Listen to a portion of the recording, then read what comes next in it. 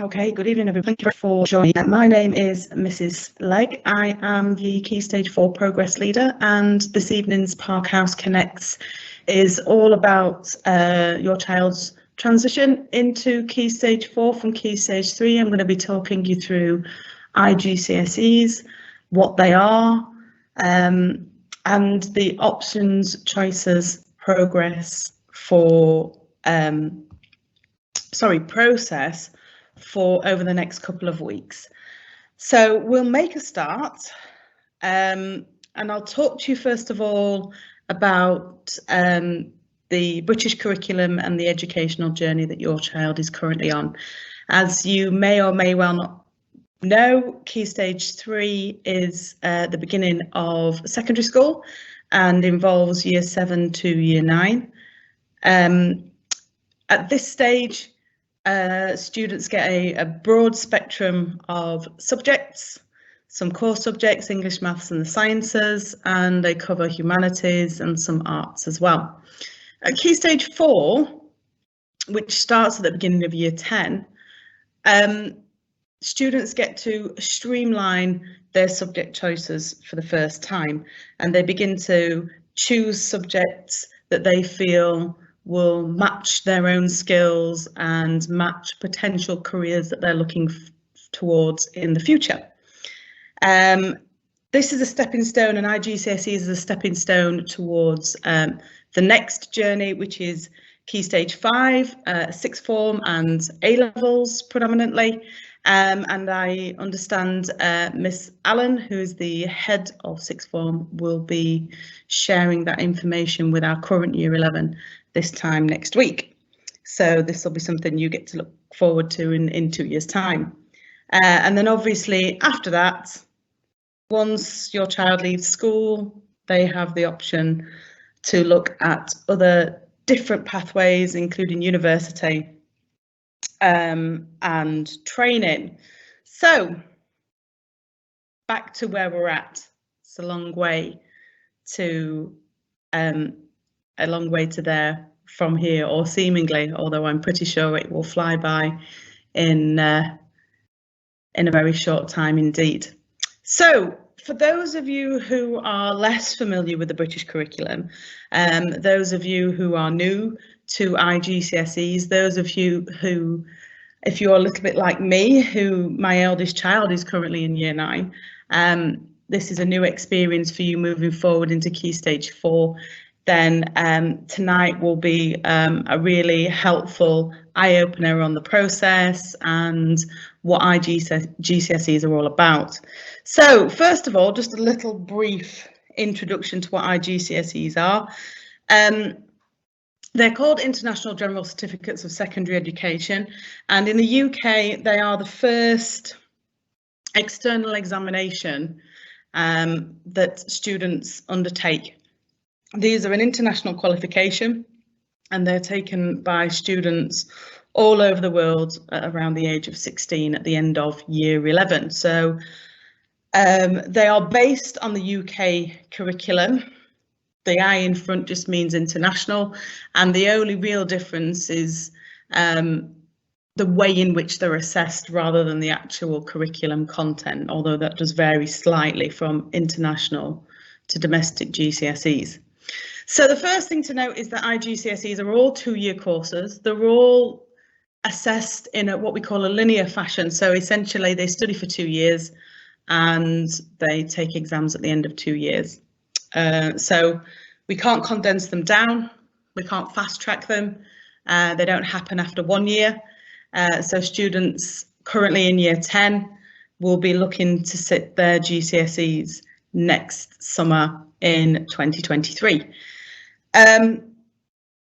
The content is written, it's stipulated by the exam boards. The 2 main exam boards that we use for IGCSE here in Qatar are Pearson EdExcel and Cambridge International exam board. So I'll go through the details of what subjects do what in a little while, so just bear with me on that one, because I know that's often a keen question, certainly when you start looking for materials to help with study aids and that kind of thing. So just a little bit about the exams themselves. They arrive to us. We are an exam board approved exam centre. So we've gone through regulations and we've covered all of the tick boxes that allow us to be approved by the exam boards to carry out these external assessments. This is just a little sort of rough window that they usually start. Most of the exams start around about the beginning of May. So this year, for example, I think the first GCSE we've got is maths on the 6th of May, and they run right through to usually about the 3rd week in June. So that's usually quite helpful, particularly when you're planning your summer holidays. The papers, once they're completed, are sent to the UK to be marked, and then we receive the results back not much before results day. CIE have their own results day, which is a week before everybody else, but it usually falls in line. It's about a week before, and like I say, I've just put it on here actually. This year's date for the results is the 18th of August, and then it's the 25th for the EdExcel. One thing that I do get, this is obviously relatively new, and only last year, the last of our GCSE cohort switched over to the new grading structure. So this is just a little infograph to show you the comparison between the letters and the number scale.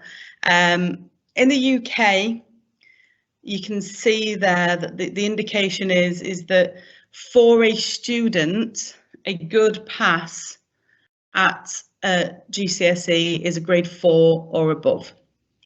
That's sufficient to get students towards the next steps in terms of their education route.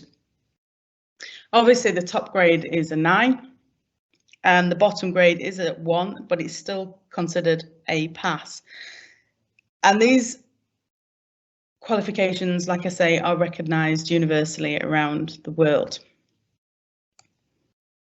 So what's going to happen next? This is probably the main question for this evening, and the reason why a lot of you are sat at home on your screens listening to me this evening. What we do have to do is we have to decide on what we call our options subjects. And so the plan is once we've finished up here this evening, I am going to organise a link to a live Microsoft Forms, which will be distributed via email to you all tomorrow. And you will have 2 weeks in order to have a little think, have a discussion, find out some more information if that's what you need to do. And you will be able to fill that in and get that back to me before Thursday, the 3rd of March, and then I can start to have a look at who would like to do what, and hopefully we can accommodate everybody. We have had in the past issues in terms of the number of classes that we have available for certain subjects, so I would like to urge you all to get your options submitted as soon as possible, because if we do find ourselves in a situation where we have, you know, more students than we have places, then obviously we sort of have to go on a first come first served basis.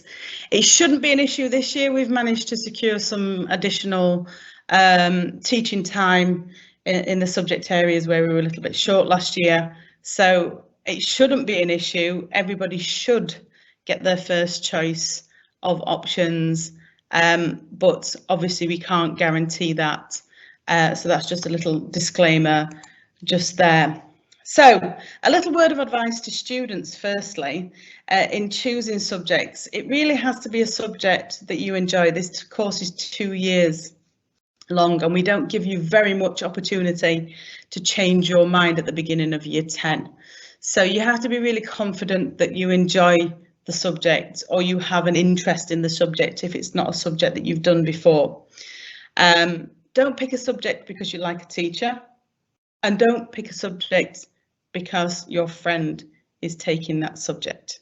Okay, this is all very personal. If some students are already got a very good idea of what they want to do at this stage and have a plan mapped out, some students have absolutely no idea where they're going and what they're doing. So if you're in that situation, then my advice would be pick subjects that you enjoy, pick subjects that you are good at, because 2 years is a long time to be studying something that you're not going to enjoy and you don't feel like you're going to be particularly successful at. So draw on your strengths, draw on what you know, draw on what you enjoy, and use that to help you make your decisions. So the options process. So unfortunately, or fortunately, whichever way around you look at it, some people will be looking at these subjects on the screen going, oh, really? But these are all what we consider core subjects. These are non-negotiables. These are minimum expectations that students study English, and this is English first language. We are an English speaking school. Instruction is all delivered in English. The expectation is that students have a level of English that's comparable with being able to access the English first language course. I'll go into a little bit more detail about the reasons for that, but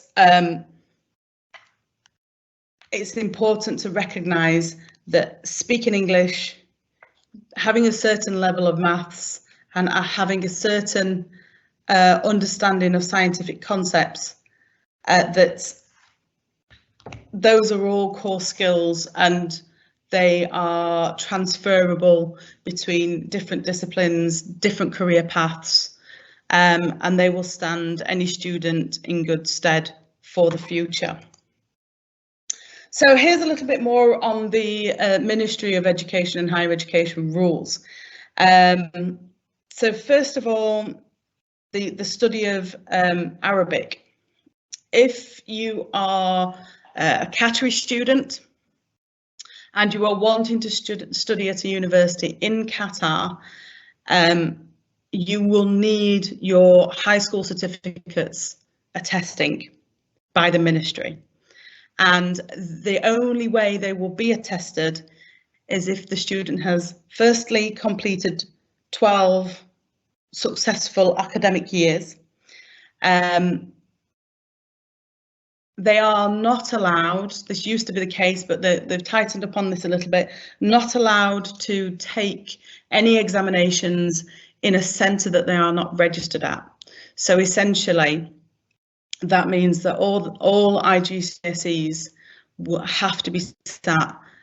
If they are registered at Parkhouse School, then they have to be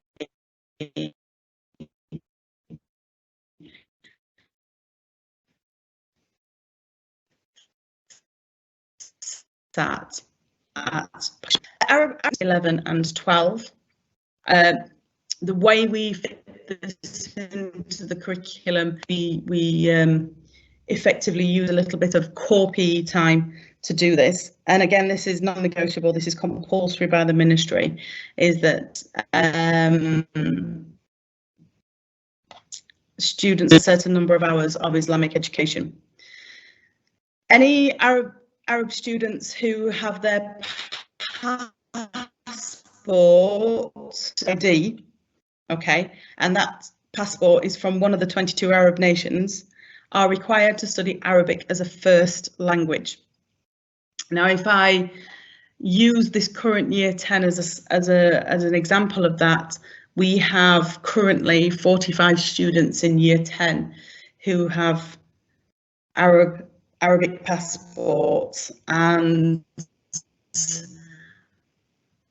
all of those students are Arabic. As a result, we have 2 Arabic teachers, we have 2 Arabic classes. We are unable to offer Arabic as a second language. We are unable to offer that instruction. So all Arabic is first language instruction. and sorry, first language assessed, beg your pardon. So first language assessed, so it's the Arabic first language IGCSE. And yeah, I think that's really all I can say on the matter at the moment. So essentially, the rules are Arabic first language, Islamic studies for Muslim students. And again, how the ministry decipher that is the religion that you have declared on your Qatar ID. And we've had a few issues this year with people wanting to change that, which actually means you're changing details on your Qatar ID, which of course is quite tricky. So just please bear that in mind. So Arabic students have to have Arabic as a first language, and Muslim students have to do Islamic studies. So that's something to bear in mind when you're choosing options. Islamic is not on the options form. That we sort out from the data that we hold in school, so that's not a problem, but please bear in mind that if you are a Qatari student, then you must choose Arabic in option B. Okay, so that's just a point of interest, just to clear things up a little bit.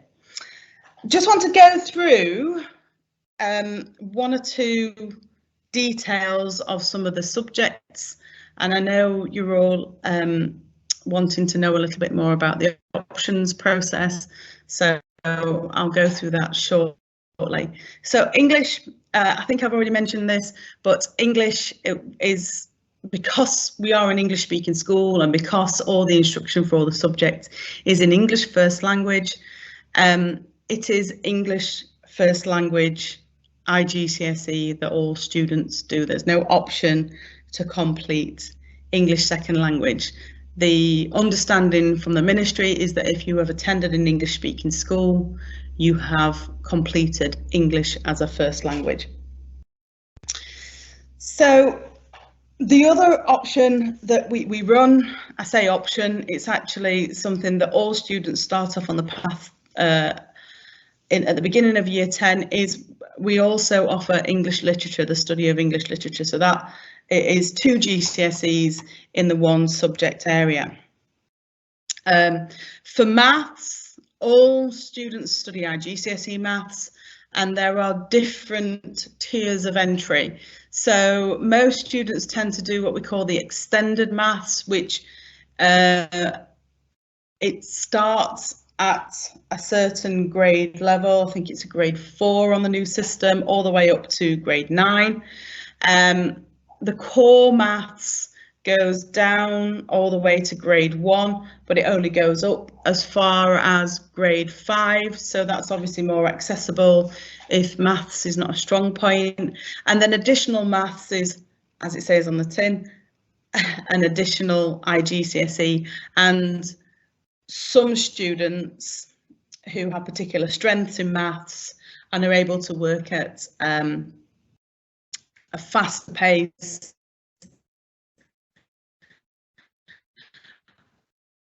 will do maths. If we take a look at the sciences, this is probably the one that causes the most confusion. The little infograph on the side there is taken directly from the Pearson Edexcel booklet, which you can download from their website.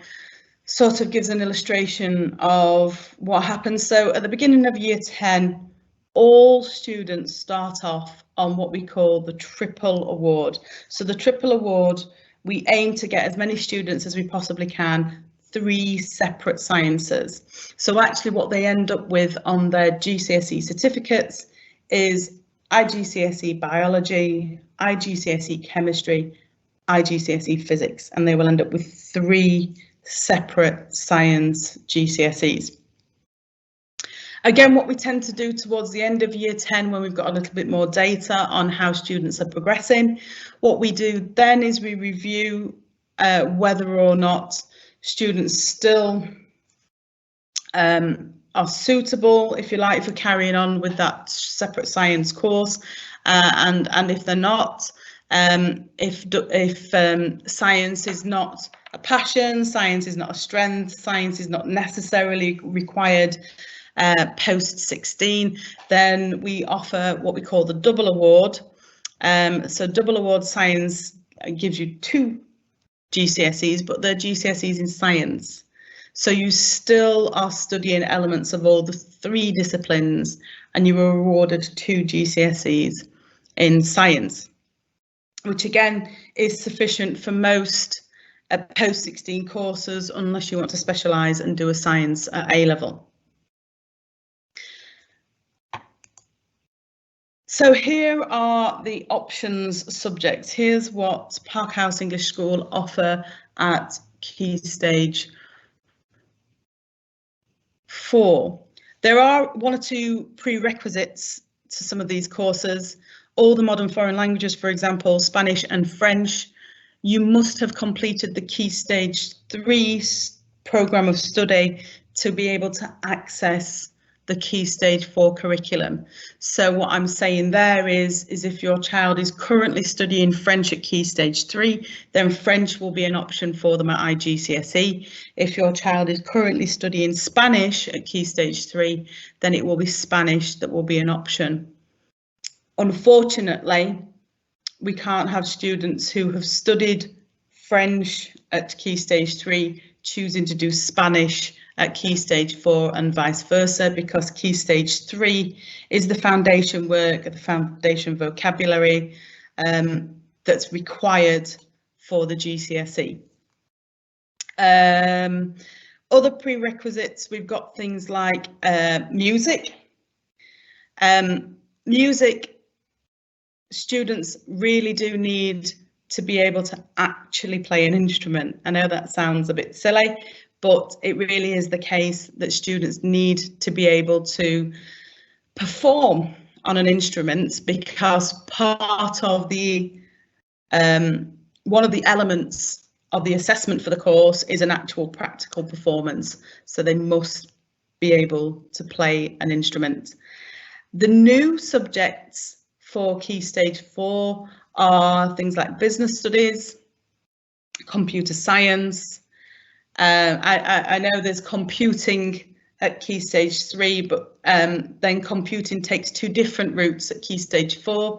There's computer science and then there's ICT. And if you want a little bit more detail about the difference between them, then please do speak to your current computing teacher in Year 9. They will be able to give you some more details. And I know the reports that have recently come out actually make some recommendations for certain students as to whether they would be more suitable for the computer science course or more for the ICT course. I'm not going to comment any further than that because it's not my area of expertise. Other new subjects for Key Stage 4 are drama, economics, sociology. And so I know this week Miss Barker has been making her way around Year 9 forms, doing a good marketing job for the drama cohort for next year. And if you missed out on that, please do get in touch with Miss Barker to find out any more about the drama course, if that's something that is of interest to you. Economics and business are both headed up by Mr. Adekunle, and I know that he will be putting together a presentation that he'll be delivering to Year 9 students next week. I think again that'll happen in form time, that they'll get that information and they'll be able to ask him questions about those 2 courses as well. And similarly with sociology, Miss Hittar is our sociology teacher, and she'll be putting together some information to help students out make an informed decision about whether or not sociology is an option for them. So here's how the options process works. So students, as well as doing their core subjects, their English, the maths and the science, they then need to choose 4 subjects. OK, so when the form appears, and I'll show you a little bit what the form looks like later on, but when you get access to the form, essentially you'll be asked to choose 1 subject per option block. Now, the way it works is that unfortunately you can't choose 2 out of A, none out of B, a C and a D. You have to choose one on each, because on the timetable, all of the option A subjects run together. All right, so if you're in art, you can't possibly be doing economics at the same time. So this is just a few rules to make it clear, hopefully, how the process works. And I've put on the bottom there about the whole idea of making sure that it's one subject per option. So I've just spotlighted here block A. This is currently how it stands on block A. Like I said on the previous slide, this may be subject to a little bit of change depending on what responses we get on the options form. Obviously, we try and accommodate as much as we possibly can, and so occasionally we have to do a little bit of moving around. It's a bit like a jigsaw puzzle to make it all fit together. So that's how we stand at the moment, and you'll see that there are some subjects that come up in more than one option block, obviously, again, to give us some flexibility. So there is also the potential that, for example, if you choose business studies on block A, you will get business studies, but it might be that we might have had to move you over to another block for business studies and switch you round for something else just to make the numbers fit in the classes. But we do our best to try and get everybody their first 4 options. So here's block B. As you can see, all the languages are in this block. Obviously, the reason for that is because at Key Stage 3, students have only studied one language, and if they want to continue that, they can continue that into Key Stage 4. And here's how block C looks. And here's how block D looks. Obviously, you'll get a chance to have a good study of this when the form comes out tomorrow. If you do want any further details on any of the options choices or the options subjects, then you can take a look at our website. In the resources section and the downloads in the resources section, down the bottom here you can see that there's 2 booklets that are particularly useful for Key Stage 4, and you can see there that there's a subject choices, so that gives you a little overview of the subject content and the exam board that we use. The Key Stage 4 booklet goes through some of the expectations, which are general expectations throughout school anyway. You know, they deal with uniform. There's no particular changes to uniform expectations from Key Stage 3. It's the same uniform, it's the same timings of the day. So there's no real changes in that respect, so there's nothing new there. Here are the exam boards as they stand at the moment. We have had 1 or 2 recent changes. This is all down to sort of preference in terms of the departments and what they feel is a better fit for their students. And as you can see, most of our IGCSEs, we now use the Pearson Edexcel exam board.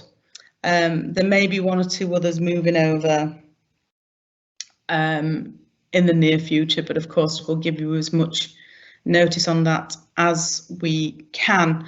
But that helps when you're looking for specifications, when you're looking for revision aids, when you're looking for past papers, and also when you're looking for exam timetables. You can refer to both of those websites and you'll be able to get all the information that you need from there. So where does this all fit in? I just want to talk very briefly because, like I say again, in 2 years' time, you'll get this talk from Miss Ellen as your students transition into sixth form. But this seems to be a common requirement. Most schools in the UK operate this system where the minimum requirement to study international A-levels is a grade 6 in their chosen subject. So, for example, if they want to choose business studies, then they need a grade 6 in business studies. But they also need, and this is the reason why we have the core subjects, they also need a grade 5 or above in maths and English. There is an expectation in terms of the mathematical skills and the English language skills to be able to access the courses and the curriculums at Key Stage 5. So the minimum expectation is a grade 5 in maths and English. So just so you've got an idea of where you're aiming for. And this is just a little bit of detail. International A-levels are a little bit more flexible. They're a little bit more what we call modular. So they're usually assessed in units, and some of those units are assessed at the end of year 12, which gives a flexibility, particularly here on an international stage where students may be leaving to return to their own countries or move into a different country altogether.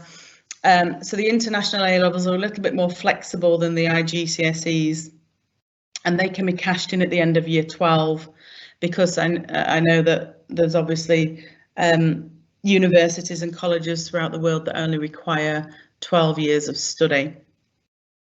But like I say, there'll be much more detail on that in 2 years' time for you, but it's just to bear it in mind.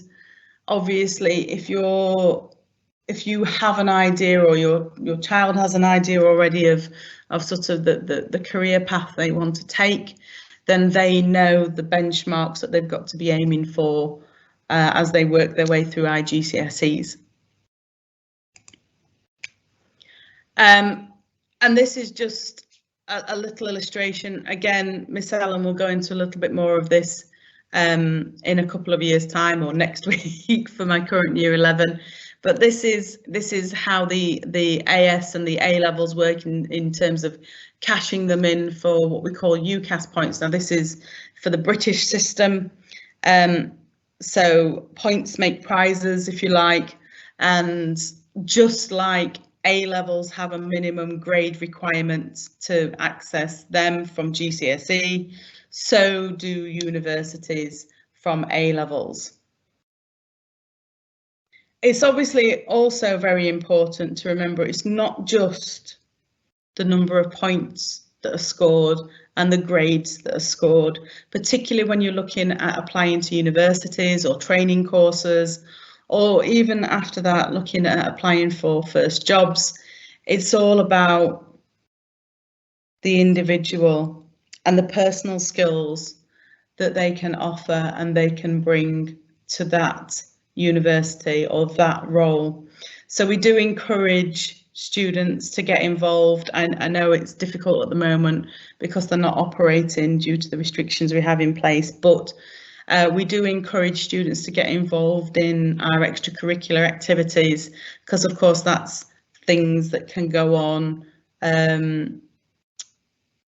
applications to university, CVs for future jobs. And so just a little bit on registration in the morning. We still continue to have our 20-minute registration, and throughout Key Stage 4, students will be looking at all sorts of aspects of personal skills and attributes and looking at how they develop those. We do a lot of work, or we're doing a lot of work, we're building in a lot more work on advising students on careers and skills. So it's obviously really important that students make it into school for 740, because there is an extensive pastoral programme in place before school even starts. So what happens next? So the options booklet is already available in the downloads section on the website. We will be able to send home a link to that. That outlines the details of each of the subjects that are available. Like I say again, the new subjects, heads of department will be coming round to talk to Year 9 students over the next few days to give them some better insight so they can make some informed choices. If you've got specific questions, you can of course reach out to those subject teachers. Students, you can reach out to your subject teachers or your form tutors to ask them any questions, and if they don't actually know the specific answer to it, then I'm pretty sure that they can pass your question on and they can find that out for you. So like I say again, the last point down the bottom there is all about the new subjects. All of those heads of department will be coming round with information, and like I say, I know Miss Barker's already been round this week, and they'll be able to give you a much better idea of what to expect from those new subjects. One last reminder that the options form goes live tomorrow. We'll send it out via email, so keep an eye on emails for that. And this will need to be completed before the 3rd of March. Okay, I will be chasing people after that time, and obviously you run the risk of not being able to get your first choice options if you are late handing in your form. So this is what it looks like when you open it up. Okay, I'm pretty sure that most of the Year 9 students have already seen the Microsoft forms. We use them quite regularly. In fact, I did one of these quite recently just to gauge an idea of what subjects would be of interest to students. So, and you can see there, it's literally, in fact, I've just changed that just tonight. The first question is, what's your form? And then there's 4 questions. What would you like to pick on option A, B, C, and D? It's as simple as that. So thank you very much for listening. I hope I've managed to answer all the questions that you had in your brain before we started this evening.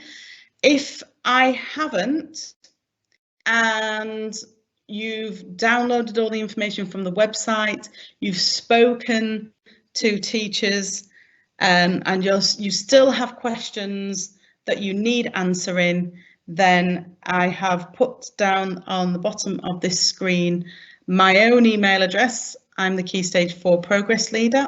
That's me, Jamie Legg. And then I have listed there all the form tutor emails as well. So if you want to get in touch with form tutors directly, you are more than welcome. So thank you once again. Thank you for joining me this evening. If you do have any questions, please do feel free to email me. Thank you for your time. Good evening.